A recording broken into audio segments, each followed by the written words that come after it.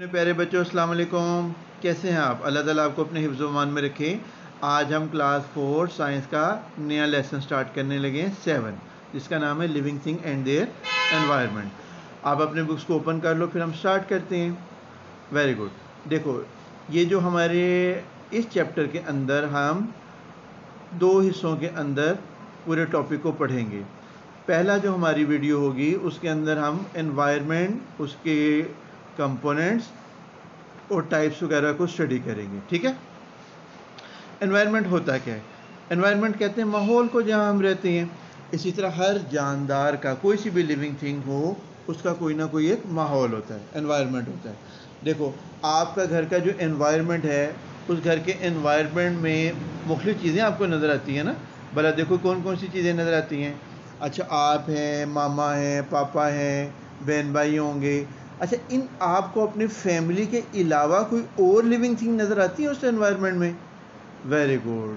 आपको जो है ना फ्लाई नज़र आएंगी, आपको हो सकता है लिजर्ड नज़र आए, आपको हो सकता है जो है ना रैट्स नज़र आए। ठीक है। तो इस तरह और भी हमारे अलावा भी लिविंग थिंग्स उस एनवायरनमेंट में मौजूद होती हैं। अच्छा, इसी तरह वहाँ कोई नॉन लिविंग थिंग भी आपको नज़र आती होंगी। तो एनवायरनमेंट जो है वो comprise of both living and non living thing. तो लिविंग और नॉन लिविंग थिंग के मिलने से हमारा एनवायरनमेंट बनता है। जैसे आपके देखो क्लासरूम है, तो क्लासरूम के एनवायरनमेंट में आपको क्या क्या नज़र आएगा? टीचर नज़र आएंगी, बच्चे नज़र आएंगे, ऐसे और लिविंग थिंग नज़र आएंगी ना। इसी तरह से आप देखोगे वहाँ नॉन लिविंग थिंग क्या नज़र आएंगी? बोर्ड है, फ़ैन है, डेस्क है, बैग है। तो ये हमारा मिलकर क्या बनता है? एनवायरनमेंट। अच्छा, अब अगले पेज पर हम देखते हैं कंपोनेंट्स ऑफ एनवायरनमेंट क्या है जी। तो एनवायरनमेंट के अभी हमने बात की है ना, 2 ही कंपोनेंट्स हैं। उनको हम कहते हैं, एक कहलाता है लिविंग और दूसरा कहलाएगा नॉन लिविंग। जो लिविंग कंपोनेंट है उसको हम बायोटिक एनवायरनमेंट भी कहते हैं। क्या कहते हैं? Biotic environment. और दूसरे को हम कहते हैं एबायोटिक एनवायरनमेंट। तो फर्ज करो आप किसी दरिया के जाते हो सैर करने के लिए, या किसी पौंड पर गए हो, तो वो भी एक एनवायरनमेंट है। तो दरिया के उस एनवायरनमेंट या पौंड के अंदर या नहर के अंदर पानी में मुख्तलिफ लिविंग थिंग्स होंगी। कौन कौन सी लिविंग थिंग होंगी? Very good. उसमें फ़िश आएंगी, फ्रॉग होंगे, अच्छा, पानी के अंदर छोटे छोटे सांप भी होते हैं। ठीक है। तो ये सारी इस तरह की जो चीज़ें होंगी, क्या क्या, हाँ, पौधे भी तो होते हैं ना उसके अंदर। तो ये सारी क्या होंगे? उसका बायोटिक एनवायरनमेंट। बायोटिक एनवायरनमेंट के अंदर 3 चीज़ें आती हैं: एनिमल्स, प्लांट्स और माइक्रो ऑर्गेनिज्म। बायोटिक एनवायरनमेंट में कितनी चीज़ें आएंगी? 3। एनिमल्स आएंगे, प्लांट्स आएंगे और माइक्रो ऑर्गेनिज्म, जो डीकम्पोजर हमने पीछे पढ़े थे ना, वो जो प्लांट और एनिमल की डेड बॉडीज़ को डीकम्पोज करते हैं। और जो नॉन लिविंग एनवायरनमेंट है, जिसको एबायोटिक कहते हैं। बायोटिक के शुरू में क्या लग जाता है? ए।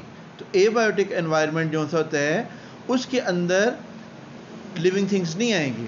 उनमें क्या आएंगी? जैसे सॉइल है, मट्टी। ठीक है। अब मट्टी जो सी सॉइल है वो नॉन लिविंग है। इसी तरह से हीट होती है, या टेम्परेचर है, लाइट है, एयर है, ये जो चीज़ें हैं, वाटर है, ये क्या कहलाता है? एबायोटिक एनवायरनमेंट या नॉन लिविंग एनवायरनमेंट। और ये भी हमारे लिए बहुत ज़रूरी है। देखो ना, अगर लाइट नहीं होगी तो प्लांट ग्रो कैसे करेंगे? अगर जो सा ना वाटर नहीं होगा तो हम जिंदा कैसे रहेंगे? तो लिविंग और नॉन लिविंग मटेरियल मिलकर एनवायरनमेंट बनाते हैं। बायोटिक और एबायोटिक दोनों के मिलने से एनवायरनमेंट बनता है। अब एनवायरनमेंट जो हमारे इर्द गिर्द है, वो उसकी टोटल 5 टाइप्स हैं। कितने टाइप्स हैं? 5। वो 5 टाइप्स कौन कौन सी हैं? पहली है हमारे पास एक्वेटिक। ठीक है। एक्वेटिक के बाद दूसरे नंबर पर है फॉरेस्ट एनवायरनमेंट है, फिर तीसरे नंबर पर है डेजर्ट, उसके बाद अल्पाइन और लास्ट है पोलर। तो कितने हो गए? 5। दोबारा मेरे साथ मिलकर दोहराओ।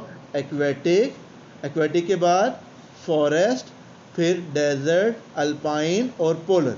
ये 5 तरह के एनवायरनमेंट में क्या फ़र्क है और यहाँ कौन कौन से जानवर होते हैं, ये हमें याद रखने की ज़रूरत है। देखो, एक्वेटिक का लफ्ज़ बना है एक्वस से। अगले पेज पर आप देख रहे हो ना, एक्वेटिक का मतलब होता है एक्वस, और एक्वस कहते हैं वाटर को। यानी वो एनवायरनमेंट जो वाटर पे बना हो, यानी जिसमें सिर्फ पानी हो। अब वो पानी वाली जगह कौन कौन सी है? जहाँ पानी ही होता है और उसमें लिविंग थिंग्स मौजूद होती हैं। Very good. जैसे दरिया हो गए, समंदर हो गई, झीलें हो गई, इनको हम क्या कहते हैं? Aquatic environment. अब ये एक्वेटिक एनवायरनमेंट दो तरह का है, ठीक है। पानी जो हमारा दुनिया में मौजूद है ना, ये 70% हमारा दुनिया के अंदर पानी ही पानी है, ठीक है। हमारी पूरी ज़मीन का 70% वाटर है, तो इतना ज़्यादा पानी होता है हमारी ज़मीन में। लेकिन ये पानी बेटा दो तरह का होता है। एक वो होता है जिसको हम कहते हैं नमकीन पानी, उसमें और तरह के जानवर और पौधे होते हैं, और दूसरा वो लेकिन इस पानी को हम पी नहीं सकते, ठीक है। उसको हम कहते हैं मेरीन वाटर, समंदर का पानी, मेरीन वाटर। अब समंदर के पानी में सीज, ओशन वगैरह ये चीज़ें शामिल होती हैं, ठीक है। इसके अंदर नमक मौजूद होता है, इस पानी को हम इस्तेमाल नहीं कर सकते। अच्छा, दूसरे को हम कहते हैं फ्रेश वाटर, ठीक है। फ्रेश वाटर, इसके अंदर नमक इतना ज़्यादा नहीं होता है लेकिन बहुत थोड़ा सा, और ये पानी हम अपनी रूटीन में इस्तेमाल करते हैं पीने के लिए ना। तो एक्वेटिक कितनी तरह का हो गया? दो, मेरीन और फ्रेश वाटर। अच्छा, फ्रेश वाटर के अंदर क्या आएगा? बाकी सारी चीज़ें समंदरों के अलावा वो फ्रेश वाटर में आ जाएंगी, जैसे रिवर्स हैं, पोन्ड्स हैं, लेक्स हैं, ठीक है। ये जो सी चीज़ें ये कहाँ आ जाएंगी? फाउंटेन्स हैं, ये सारी फ्रेश वाटर के अंदर आ जाएंगी।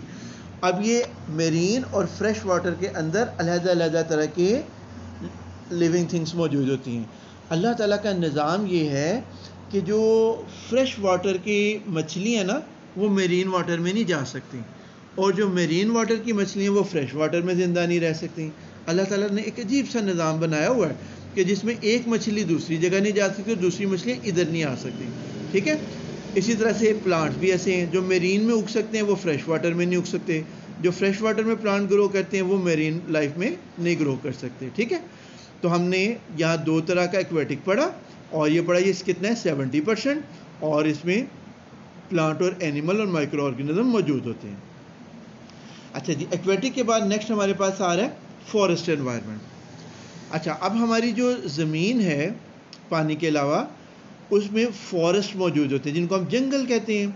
अब इस जंगल में आप देखते हो ना, तरह तरह के इतने बड़े सारे दरख्त नज़र आते हैं, ठीक है। तो ये वेजिटेशन आती है। अब ये हमारे लिए मुख्तलिफ़ चीज़ों का ज़रिया भी है, इससे हमें फूड भी मिलती है, वुड भी मिलती है, ठीक है।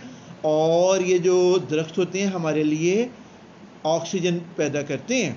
ये एयर से कार्बन डाइऑक्साइड लेंगे, ज़मीन से वाटर लेंगे और फूड तैयार करेंगे, और अपनी फूड हमें भी देंगे और ख़ुद भी ज़िंदा रहेंगे, और साथ हमें फूड के साथ साथ ऑक्सीजन गैस भी देते हैं। अब अगर ऑक्सीजन ना हो तो हम ज़िंदा नहीं रह सकते। तो फॉरेस्ट के अंदर जो है ना, ढेर सारे प्लांट्स होते हैं, और प्लांट्स के साथ वहाँ क्या होंगे? एनिमल्स भी तो होते हैं। एनिमल कौन कौन से हैं जो फॉरेस्ट में रहते हैं? Very good. आप देखते हो ना, लाइन है, लेपर्ड है, फॉक्स है, डियर है, ऑक्स है, ये सारे जो सी चीज़ें कहाँ होती हैं? एनिमल्स फॉरेस्ट के अंदर मौजूद होते हैं, ठीक है। अब ये थोड़ी हो तो शहरों में आके रहने लग पड़े। तो हमने दूसरी जगह एनवायरनमेंट कौन सा पढ़ा? फॉरेस्ट का। चलो, अब हम अगले पेज पर देखते हैं तीसरा हमारा एनवायरनमेंट कौन सा है जी। हमारा जो नेक्स्ट एनवायरनमेंट है वो है, very good, desert environment. Desert environment जो सा है, डेजर्ट कहते हैं सहरा को। अच्छा, फॉरेस्ट के अंदर तो बारिशें होती हैं ना ज़्यादा सारी, तो वहाँ फिर वो ढेर सारे पौधे होते हैं। तो डेजर्ट के अंदर बारिशें बहुत कम होती हैं, ठीक है। और पानी की जब बहुत ज़्यादा कमी होती है तो वहाँ खुशक रेत ही रेत होती है। इस वजह से, रेत होने की वजह से, पानी कम होने की वजह से वहाँ फॉरेस्ट में उगने वाले पौधे और जानवर नहीं रह सकते।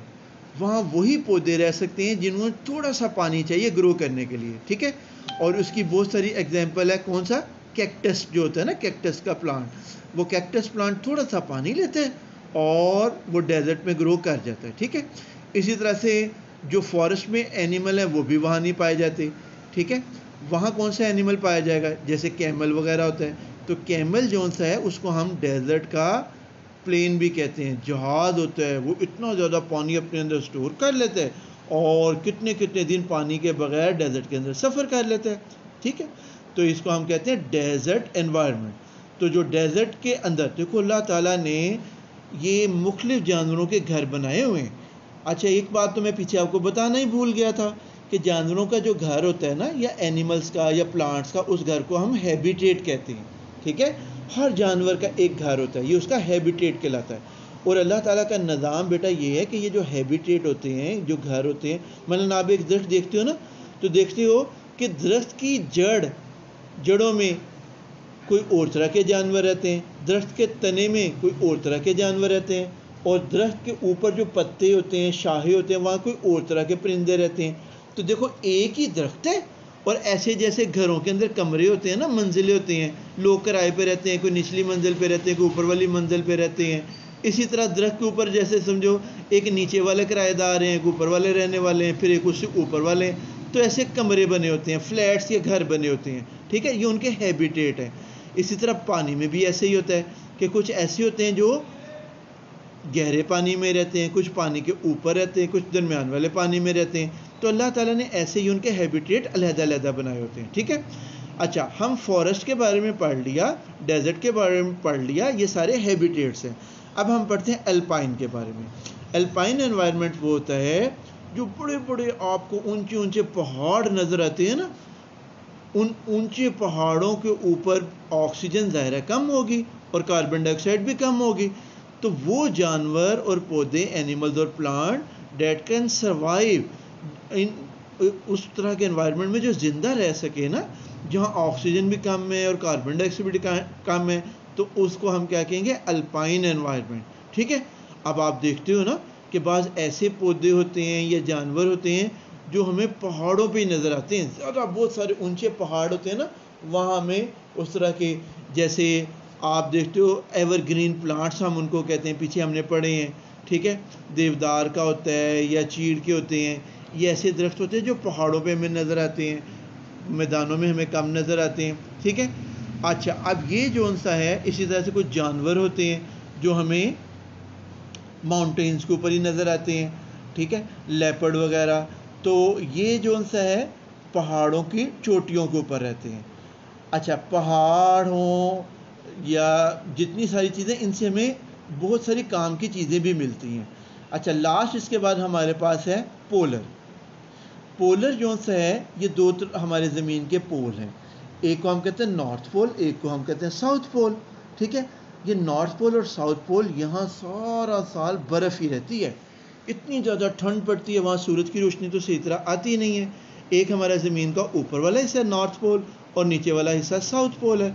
ऊपर वाले हिस्से को हम कहते हैं आर्कटिक और नीचे वाला एंटार्कटिक रीजन है। और यहाँ इतनी ज़्यादा बर्फ़ होती है, इतनी ज़्यादा बर्फ़ होती है कि प्लांट तो यहाँ ग्रो ही नहीं कर सकते, ठीक है, और एनिमल्स भी सारे नहीं रह सकते। यहाँ वो एनिमल रह सकते हैं जो बर्फ़ के मौसम के अंदर शदीद ठंड में अपने आप को ज़िंदा रख सके। पता है, इनकी जो बॉडी होती है ना, इनके ऊपर इतनी ढेर सारी फ़ैट होती है, वो फ़ैट इनका ब्लैंकेट बन जाती है, और वो ब्लैंकेट इनको सर्दी से बचा के रखता है। जैसे पोलर बियर हो गया या पेंगुइन वगैरह हुए ना, ये आप देखते हो ना कार्टून्स के अंदर, या जो मूवीज़ आप देखते हो तो उसमें आपको नज़र आता है, ये पांडा आप देखते हो, तो ये सारे पोलर रीजन्स के अंदर रहते हैं, और सर्दी से बचने के लिए इनके ऊपर इतनी ढेर सारी मोटी फर होती है और फैट्स होते हैं जो इनको बचा के रखते हैं बहुत ज़्यादा सर्दी से, ठीक है। अब देखो बेटा, हमने क्या पढ़ा है, एनवायरनमेंट क्या है, लिविंग और नॉन लिविंग थिंग के मिलने से एनवायरनमेंट बनता है। दूसरी चीज़ हमने क्या पढ़ी है, उसकी टाइप्स, तो कितनी कंपोनेंट्स पढ़े, कंपोनेंट्स कितने पढ़े, 2, लिविंग और नॉन लिविंग, और उनका दूसरा नाम क्या पढ़ा है, बायोटिक और एबायोटिक। अच्छा, इसके बाद आगे हमने क्या पढ़ा है, 5 तरह का एनवायरनमेंट, और 5 तरह के एनवायरनमेंट से पहले हमने हैबिटेट पढ़ा है। हैबिटेट क्या है, होम, जहाँ एनिमल्स और प्लांट रहते हैं, ठीक है। तो वो habitat the place where an organism live, जहाँ एक जानदार रहता है, ये उसका हैबिटेट कहलाता है। और हैबिटेट कितनी तरह के एनवायरनमेंट, 5 तरह के हो गए। कौन कौन से हमने पढ़े हैं, एक्वेटिक, फॉरेस्ट, डेजर्ट, अल्पाइन और पोलर। अब आपने इसकी बुक से रीडिंग करनी है, नोट्स की मदद से इससे मतलब क्वेश्चन आंसर को तैयार करना है। अपना ढेर सारा ख्याल रखना। अल्लाह हाफिज़।